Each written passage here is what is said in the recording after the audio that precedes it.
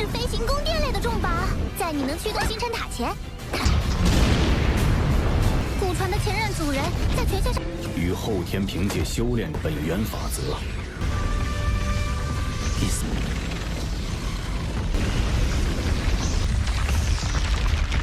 命，但是另一个天赋，创。就算被毁，也可以再度凝生生命基因层次更为要紧。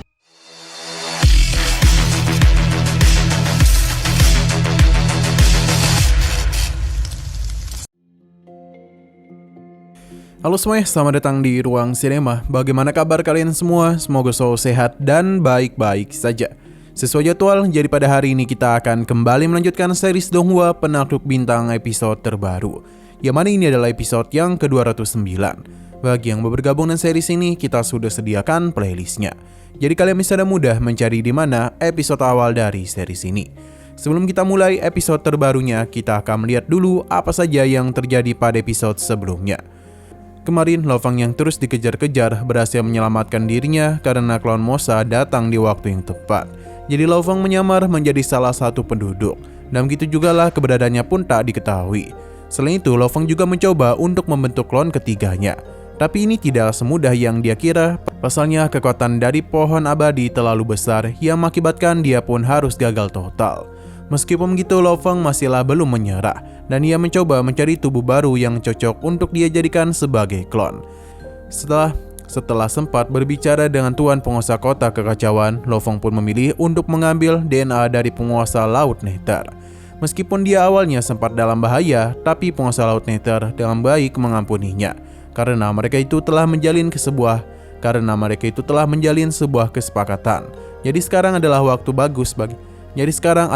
yang tepat bagi Lo Fang untuk membentuk klon ketiganya. Sekarang kita akan melanjutkan episode terbarunya.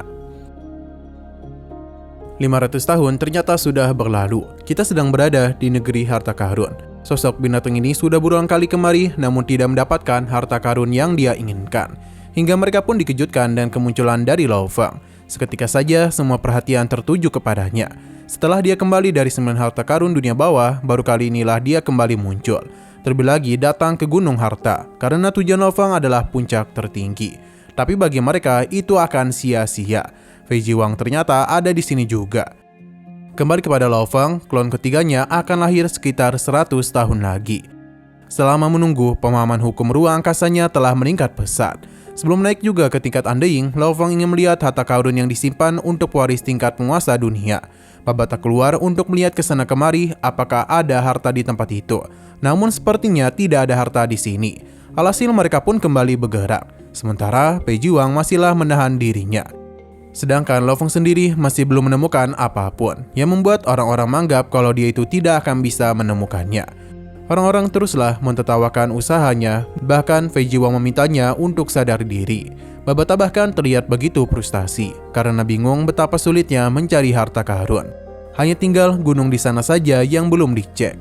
Lo Fang tidaklah masalah dan akhirnya kesabarannya pun membuahkan hasil. Pasalnya gunung ini memiliki sebuah harta yang membuat semua orang di sini menjadi sangat terkejut. Fei Jiwang yakin bahwa itu bukan dipicu oleh Lo Fang, melainkan orang lain. Satu persatu mulai mengaku kalau ini adalah perbuatan dari mereka. Namun tentu saja ini bukan ulah mereka, melainkan dipicu oleh kedatangan dari Lo Fang. Aurora pun turun untuk membuktikan siapa yang memang berhak menjadi pemilik dari harta ini. Selain Lo Fang, orang-orang yang ada di sana segera dipentalkan, yang berarti harta karun itu memang adalah miliknya.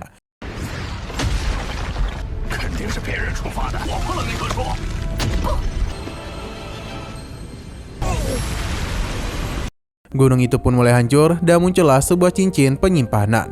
Mereka sangatlah penasaran dan harta apa yang ada di dalam sana. Fei Jiwang berjanji akan mengambil hal itu, tapi Lo Fang tidaklah takut. Ia pun melihat isi dari harta tersebut. Babata Satah terpukau karena mereka mendapatkan harta karun berupa istana terbang. Ini cukup mirip dengan milik Tuan Sirius. Babata membenarkan hal itu dan kapal ini bernama Hantu Pemenang. Jadi mereka itu akan memanggilnya juga sebagai Galaksi. Ini juga adalah harta karun tingkat atas. Babata bersama Tuka langsung saja mencoba untuk mengendalikan kapal ini. Tapi entah bagaimana intervensi mereka gagal. Sepertinya mantan pemilik kapal itu memasang sebuah pemeriksaan yang cukup rumit. yang mengakibatkan tidak bisa dibuka oleh Babata maupun Natuka. Seakan-akan ada sebuah rahasia di dalam datanya. Lao Feng paham dan dia akan menyimpan harta itu. Kata-kata ini pun dirinya tanyakan kepada penguasa kota kekacauan. Ia juga tahu kalau ini adalah salah satu dari 8 dewa binatang agung yang ada pada periode dewa leluhur Changfeng. Kultivasi yang dia miliki berbeda dengan para makhluk lain, karena sejak awal alam semesta itu telah menyatu dengan hukum-hukum fundamental. Ia berubah dari binatang biasa menjadi dewa binatang buas. Dewa binatang ini lahir dari esensi alam semesta. Sisik, darah, dan apapun yang ada di tubuh binatang tersebut memiliki efek yang luar biasa. Dan ternyata kristal darah yang Lao Feng gunakan juga adalah peninggalan dari dewa binatang yang lahir secara alami. Lao Feng seharusnya tahu akhir dari hidup Changfeng, di mana dia itu diburu oleh sosok-sosok kuat karena dia adalah harta karun berjalan.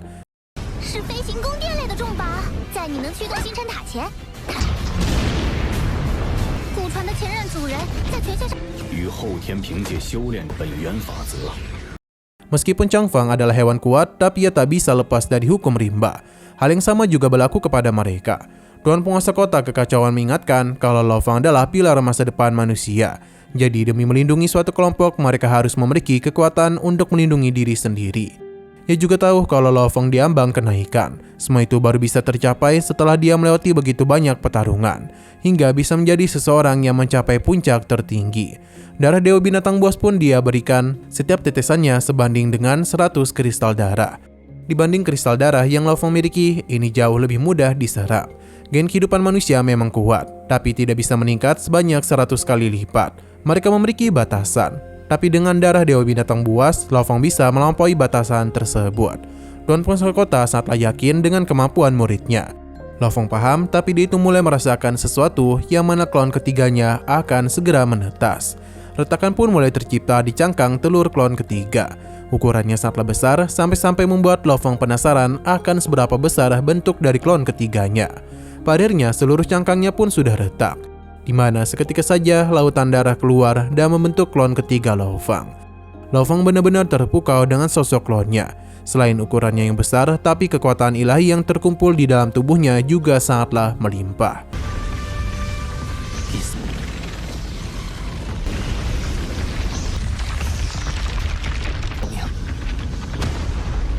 Dan hubungannya dengan penguasa 9 dunia bawah, jadi klon ketiga akan dipanggil sebagai klon dunia bawah.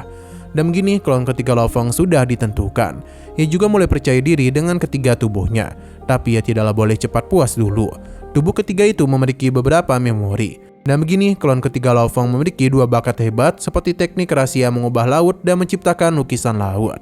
Ini seperti laut kuning dan laut leluhur di bagian sebelumnya. Lao Feng pun mulai menggunakan teknik lukisan laut, di mana tubuhnya bisa berubah menjadi lautan gelap yang tidak berujung.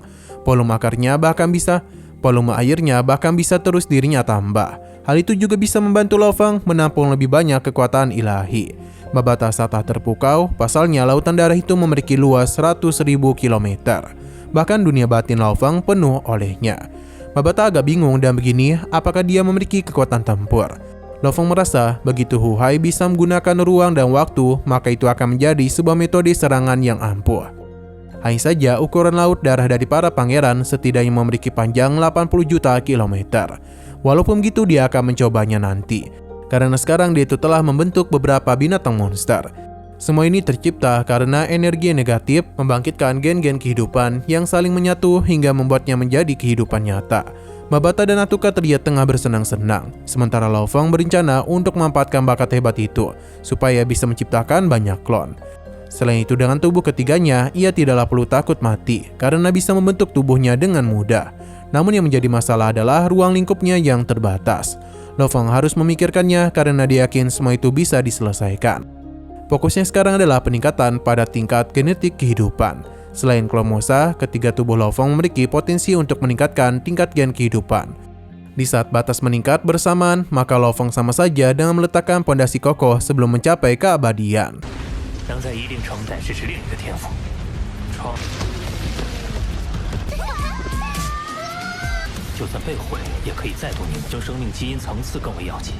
Kristal darah pun dirinya keluarkan dan dia ingin melihat seberapa banyak kali itu bisa dia serap. Meskipun klon ketiganya adalah bentuk kehidupan yang istimewa, tapi itu adalah makhluk yang terdiri dari daging dan darah. Jadi dia pasti bisa menguasai kitab suci rahasia 9 kesengsaraan. Sementara tubuh manusia dan juga binatang bertanduk emas masihlah membutuhkan kristal darah untuk bisa meningkatkan gen mereka. Lo Feng pun mulai melakukan penyerapan. Waktu teruslah berlalu hingga binatang bertanduk emas telah menyerap 300 kristal darah. Kalau manusianya bisa menyerap 82 saja. Sekarang adalah saatnya untuk menggunakan darah dewa binatang buas yang diberikan oleh gurunya. Baru saja membukanya, rasa sakit yang luar biasa dapat Lo Feng rasakan. Penyerapannya memang jauh lebih cepat daripada kristal darah sebelumnya. Tidak hanya itu, Lo Feng juga telah merasakan bagian kelima dari teknik dewa binatang. Semua itu terjadi karena tubuh manusia dan klon Mosa sudah mencapai dasar tingkat gen kehidupan sebanyak 48 kali lipat. Sementara tingkat gen dari monster tanduk emas mencapai 6.400 kali lipat. Walaupun tubuh manusianya lebih rendah, tapi jumlah itu melebihi 300 kali lipat. Perlu diingat kalau Fei Jiwang memiliki tingkat genetik 200 lebih tinggi, 200.000 lebih tinggi. Jika Lo Feng mencapai Undying, maka sudah jelas kalau Fei Jiwang bukanlah lagi tandingannya. Lo Feng paham, hanya saja dia itu agak kaget dengan pencapaian dari klon ketiganya. Karena sudah 7.200 kali lipat bertambah, dan itu terus semakin tinggi. Tingkat genetiknya itu telah melampaui pencapaian dari binatang bertanduk emas. Tubuhnya bahkan terus bertambah lebih besar. Binatang tanduk emas saja cukup kesulitan mencapai puncaknya. Setidaknya sudah 10.000 kali lipat perkembangan yang dia alami. Namun dia masihlah belum kunjung selesai dan tidak ada tanda akan berhenti. Hingga akhirnya ini pun selesai. Terlihat kalau binatang bertanduk emas layaknya seperti lalat saja di sampingnya.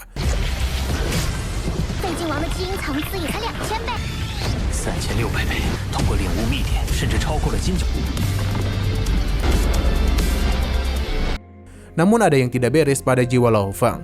Seketika saja waktu pun mulai terhenti, di mana inti jiwa Lo Feng keluar dan itu juga ikut berhenti.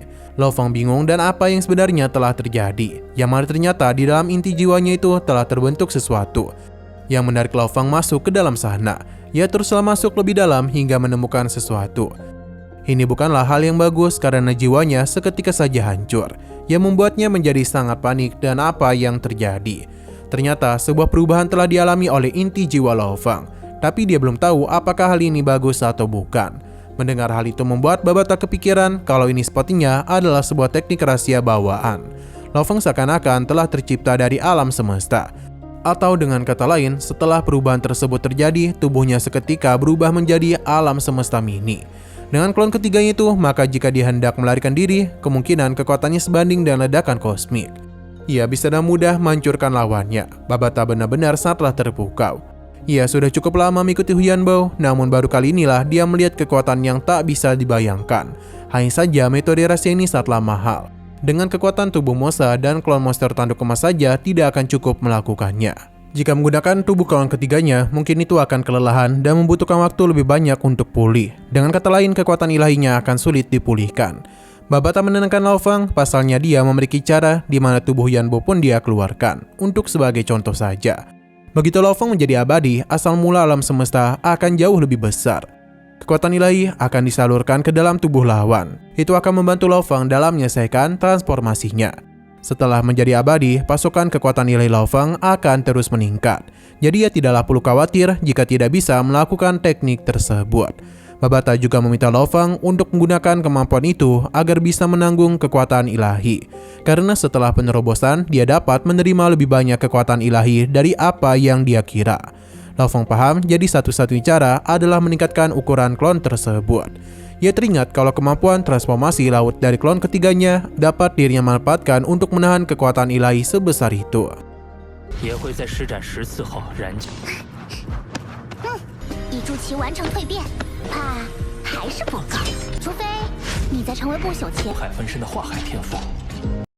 Nah, sayang sekali lagi seru-serunya, episodenya pun harus bersambung dulu. Namun sebelum kita akhiri, seperti biasa kita akan melihat preview bagian selanjutnya. Terdengar kalau hukum dasar logam telah menyelimuti seluruh sungai Xinbao. Babata menjadi agak panik karena cepat atau lambat hal itu akan hancur. Lo Feng penasaran bagaimana cara Da Huang mencapai lereng gunung tersebut. Selama proses ini berlangsung, Lo Feng sepertinya akan melakukan kenaikan pada tahap Undying atau Immortal. Sepertinya dia sadar kalau dia ini segera Sepertinya Lo Feng telah sadar kalau dia harus segera melakukan kenaikan. Tapi usaha Lo Feng itu diremehkan oleh Back Emperor. Fei Jihuang karena baginya dia itu sangatlah lemah.